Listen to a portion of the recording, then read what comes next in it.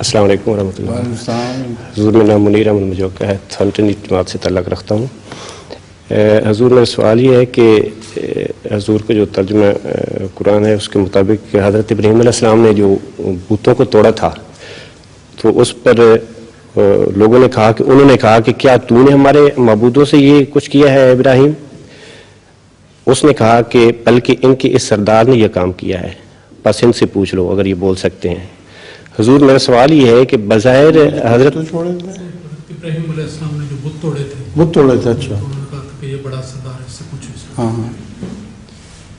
انہوں نے کہا کیا تو نے ہمارے معبودوں سے یہ کچھ کیا ہے ابراہیم؟ اس نے کہا بلکہ ان کے اس سردار نے یہ کام کیا ہے, بس ان سے پوچھ لو اگر یہ بول سکتے ہیں.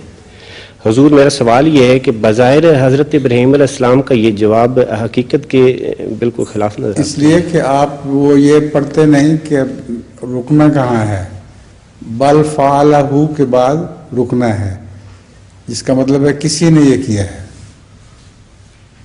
اگر ان کا بڑا یہ بیٹھا ہوا ہے آپ کے سامنے, تو اگر یہ بولتے ہیں تو ان سے پوچھ لو کس نے کیا ہے.